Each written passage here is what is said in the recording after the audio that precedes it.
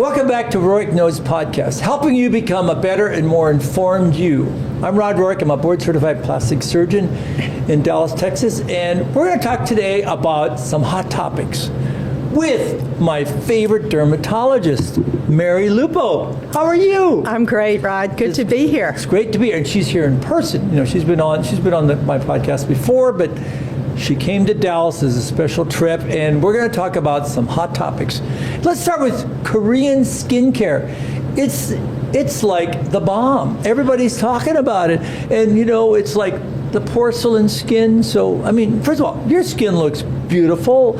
So tell us about what's and I'm not Korean. Isn't that amazing? You're okay. So, you know, because of social media, Right.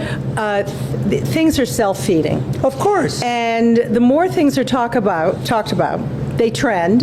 Right. So people want to talk about them, Right. so that they can get in on the trend. Right. So I do think that the South Koreans are excellent at making cars. They make great lasers, and they have very good skincare. Right. The skincare that they have, I sometimes scratch my head because there'll be people who'll post, and they'll do a post, say, on glutathione. Right. Like glutathione is the bomb. Like it's new, and it's not. Glutathione has been around in science since the late 1800s. I believe is from yeast, some yeast extract. Yeah. And it's 3 amino acids, glycine, cysteine, and glutamic acid. And it is a very, very good antioxidant. Yeah. And we have talked about it in dermatology for years. Is it better than vitamin C? It's an alternative. Better. You know, the problem with vitamin C is how is it made? What is the formula? Because How's it the absorbed? stability of ascorbic acid is very tricky. Right. And in fact, probably, let's say, the most popular and well-known vitamin C out there, which is an ascorbic acid, has to be stabilized at a very acidic pH. Right. And you'll know as you use that product over about a month's time that it turns colors. And once it's turning orange, it's not bioactive on your face. Okay. So, and the other sort of bad thing about ascorbic acid is you are extremely limited as to what else you can use on your skin, because the acidity, the pH, will break peptide bonds. So if you're using a peptide and an ascorbic acid, vitamin C, that peptide is being completely destroyed When you put vitamin C on. Okay. when you use both at the same Well, I time. didn't mean to divert you from the beautiful glutathione and the So Korean that's just an skincare. example. The real strength of the message of the Korean skincare is you've got to realize that different ethnicities age differently, and they have different goals in Right. how they want to age. And Koreans don't wrinkle. Yeah. Their Asians, yeah. their issues from a plastic surgery or a somewhat invasive point of view, they're sinkers. They'll sink in the medial cheek typically, and they'll get heavy in the masseters, and they have those kind of changes, but they don't have a lot of wrinkles. But Right. what they do value is a whiter skin. Right. What's interesting is that's not a big value in the United States now. Yeah. Even skin tone is valued, but people don't want to be whiter. They want to have their natural skin tone. Right. But I mean, they call it porcelain. Porcelain, I mean, yeah. it's kind of. Well, it also alludes to the fact that what they put in their products, besides like a glutathione, is arbutin is a long used product. But what is that? It's an anti-melanogenic. It inhibits melanogenesis. Okay. So it's sort of like an alternative to hydroquinone. Hydroquinone. Because you can't get hydroquinone in Asia. In a lot of places, you can't get hydroquinone. Right. And so arbutin is an option, kojic acid, and so they like arbutin, they like glutathione. They love hyaluronic acid, Right. which is a superhydrate. When you superhydrate the skin, you're going to get a temporary minimization of your pores. And the reason for that is when you swell the corneocytes on the top layer, the pores. you will minimize the appearance of the pores. So they like poreless, lighter, skin. That's what they like, and that's great. And just we as physicians here in the United States, the beauty of being a doctor in the United States is we really do learn how to treat all ethnicities. Right. We have a very, very diverse country, and we have to know how to take care of, let's break it down into Asian, Right.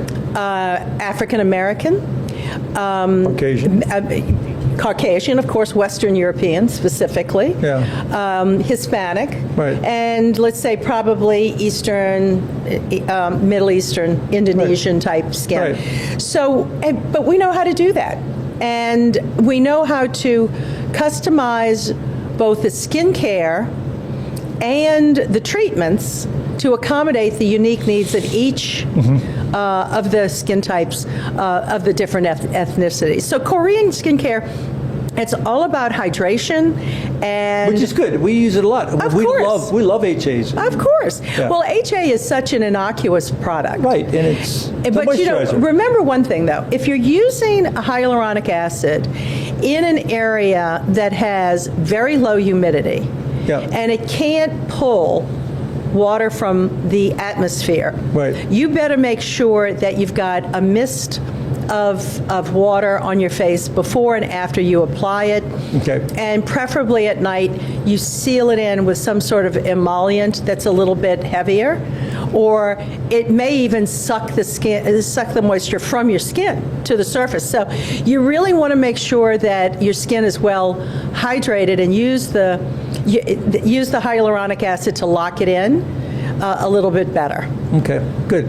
So those are the three main differences. There's a lot of botanicals in the Korean line. If you get any particular product and you read the ingredient list, it's like you're walking through a botanical garden. Now, is that good? The smells benefits good, right? of botanicals are they're natural, but they can, in some people, be allergenic. So you do have to be careful.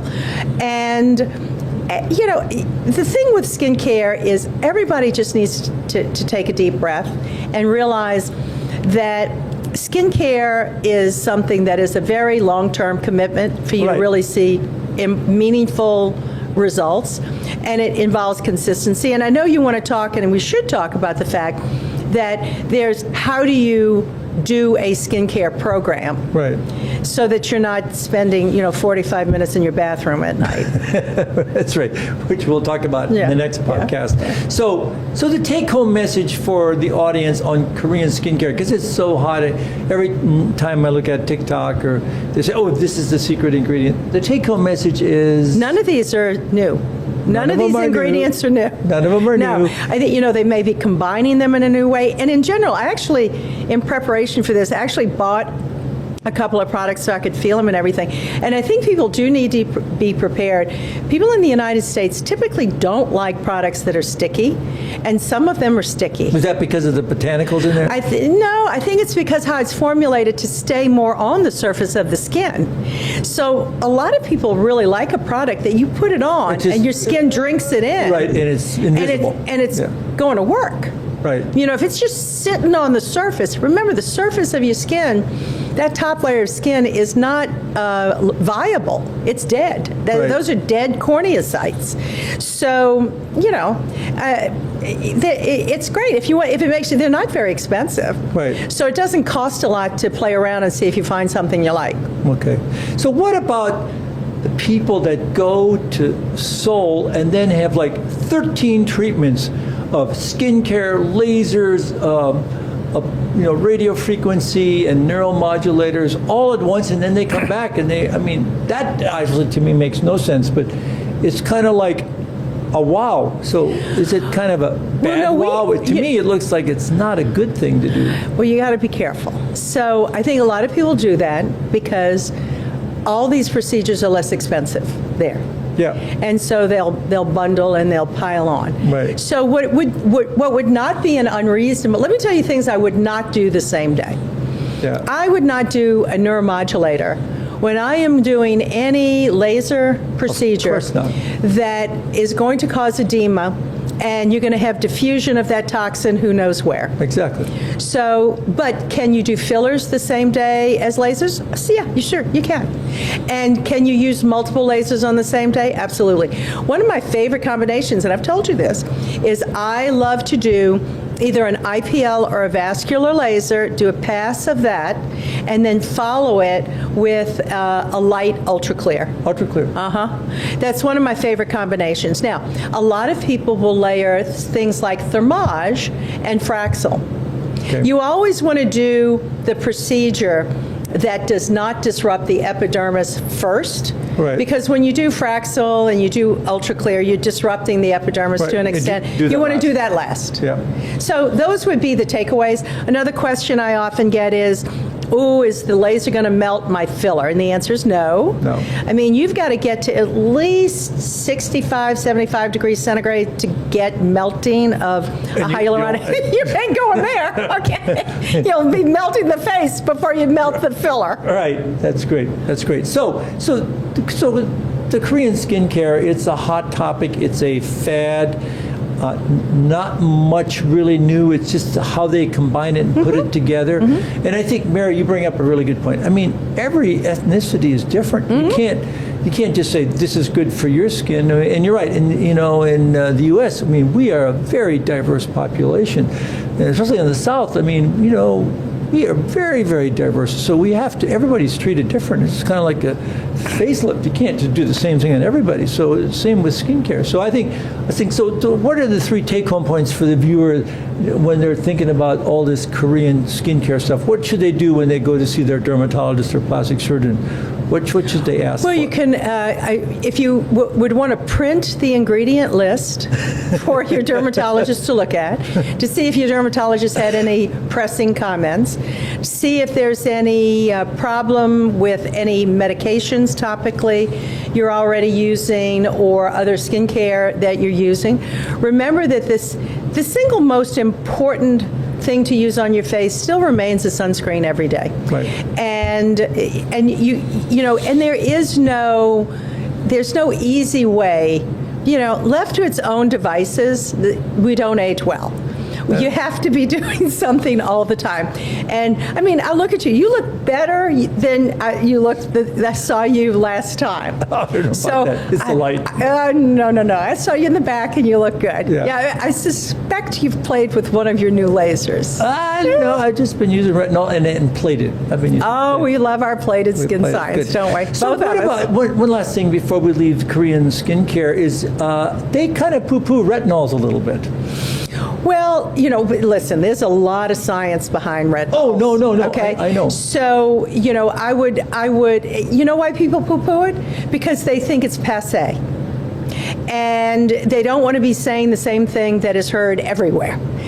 Unfortunately, on social media, you get brownie points if you say outrageous things, sometimes untrue things, and people get intrigued. Oh, well, this is a new take on this, but Right. that doesn't necessarily mean that the new take is correct. That's great. So there's a place for retinol. I don't use retinol myself anymore, but I did for 30 years, and now I've evolved into something else. Oh, great. We're going to talk about that in the next podcast. So, wise words from an amazing dermatologist, Dr. Mary Lupo in New Orleans. So, helping you become a better and more informed view about Korean skincare. It's a lot more or less than you think. Until next time, stay informed. See you at the next Rohrich Knose.